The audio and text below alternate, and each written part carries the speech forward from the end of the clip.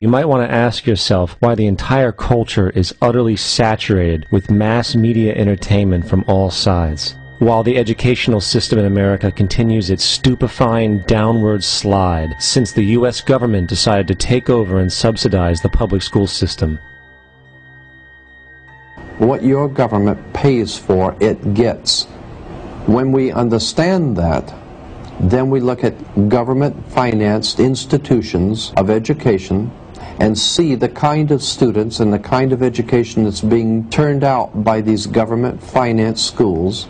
Logic will tell you that if what is being turned out in those schools was not in accord with what the state and the federal government wanted, then it would change it.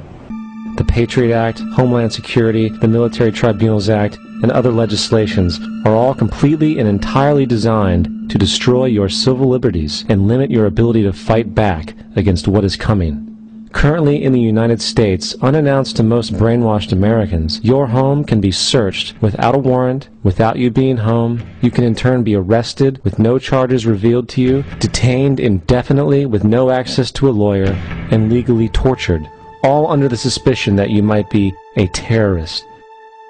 It's time to wake up. The people in power go out of their way to make sure that you are perpetually misled and manipulated. The majority's perception of reality, especially in the political arena, is not their own. It is shrewdly imposed upon them without them even knowing it. For example, the public at large actually believes the invasion of Iraq is going badly, as sectarian violence doesn't seem to stop. What the public fails to see is that the destabilization of Iraq is exactly what the people behind the government want. This war is to be sustained so the region can be divided up, domination of the oil maintained, continual profits reaped for the defense contractors, and most importantly, permanent military bases established to be used as a launching pad against other oil-bearing, non-conforming countries such as Iran and Syria. The last thing the men behind the curtain want is a conscious, informed public capable of critical thinking, which is why a continually fraudulent zeitgeist is output via religion, the mass media, and the educational system. They seek to keep you in a distracted, naive bubble, and they are doing a damn good job of it. In 2005, an arrangement between Canada, Mexico, and the United States was made. This arrangement, unannounced to the public, unregulated by Congress, merges the United States, Mexico, and Canada into one entity, erasing all borders. It's called the North American Union, and you might want to ask yourself why you've never heard of this. In fact, there is only one mainstream reporter who has actually heard of and has had the courage to cover this issue. The Bush administration's open borders policy and its decision to ignore the enforcement of this country's immigration laws is part of a broader agenda. President Bush signed a formal agreement that will end the United States as we know it, and he took the step without approval from either the U.S. Congress or the people of the United States. It's a deal that few have even heard of. It's being done again by very few people at the very top on behalf of the investment class, but the working class of people, political officials across our country, from communities, from cities and so forth, they don't know anything about this. This isn't some trade agreement. It is a total removal of sovereignty from these countries, which will also result in a completely new currency called the Amero. The American Constitution will eventually be obsolete. You would think that a situation like this would be on the cover of every major newspaper. That is until you realize that the people who are behind this movement are the same people behind the mainstream media, and you are not told what you're not supposed to know. The North American Union is the same concept as the European Union, the African Union, and the soon-to-be Asian Union, and the same people are behind all of them. And, when the time is right, the North American Union, the European Union, the African Union, and the Asian Union will be merged together, forming the final stages of a plan these men have been working on for over 60 years. A one-world government. And if we have learned anything from history, it is that power corrupts, and absolute power corrupts absolutely. This is Aaron Russo, a filmmaker and former politician. To his left is Nicholas Rockefeller of the infamous Rockefeller banking and business dynasty. After maintaining a close friendship with Nicholas Rockefeller, Aaron eventually ended the relationship, appalled by what he had learned about the Rockefellers and their ambitions. call one day from an attorney woman I knew, and she said, would you like to meet one of the Rockefellers? I said, sure, I'd love to. And we became friends, and he began to divulge a lot of things to me. So he said to me one night, he said that there's going to be an event there, and out of that event, you're going to see we're going to go into Afghanistan, so we can run pipelines from the Caspian Sea. We're going to go into Iraq to take the oil and establish a base in the Middle East, and we're going to go into Venezuela and try and get rid of Chavez. And the first two they've accomplished. Chavez they didn't accomplish.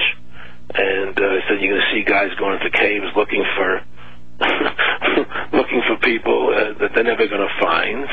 You know, he was laughing about the fact that you have this war on terror. There's no real enemy. He's talking about how by having this war on terror, you can never win it because it's an eternal war, and so you can always keep taking people's liberties away.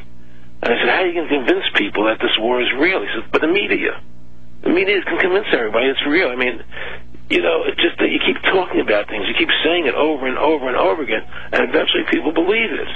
You know, you created the Federal Reserve in 1913 through lies. You create 9/11, which is another lie. Through 9/11, then you're fighting a war on terror, and now all of a sudden you go into Iraq, which was another lie, and now they're going to do Iran. You know, and it's all one thing leading to another, leading to another, leading to another. Now, I would say, what are you doing this for? What's the point of this thing? You have all the money in the world you ever want. You have all the power. I said, you know, you're hurting people. It's not a good thing. And he would say, what do you care about the people for? Take care of yourself and you take care of your family. And then I said to him, what are the ultimate goals here? He said, the ultimate goal is to get everybody in this world chipped with the RFID chip, and have all money be on those chips and everything on those chips. And if anybody wants to protest what we do or violate what we want, we just turn off their chip. That's right, microchipped.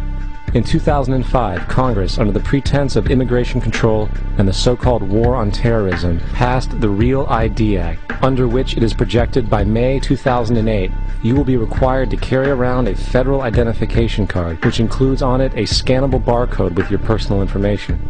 However, this barcode is only an intermediary step before the card is equipped with a VeriChip RFID tracking module, which will use radio frequencies to track your every move on the planet. If this sounds foreign to you, please note that the RFID tracking chip is already in all new American passports. And the final step is the implanted chip, which many people have already been manipulated into accepting under different pretenses. We have a Florida family who are really pioneers in a brave new world. They have volunteered to be the first ever to have microchip identification devices implanted into their bodies. After 9/11, I was really concerned with the security of my family. In the end, everybody will be locked into a monitored control grid where every single action you perform is documented. And if you get out of line, they can just turn off your chip, for at that point in time, every single aspect of society will revolve around interactions with the chips. This is the picture that is painted for the future if you open your eyes to see it. A centralized one-world economy where everyone's moves and everyone's transactions are tracked and monitored, all rights removed.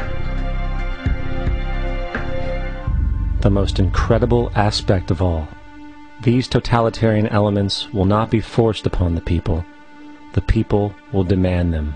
For the social manipulation of society through the generation of fear and division has completely detached humans from their sense of power and reality. A process which has been going on for centuries, if not millennia.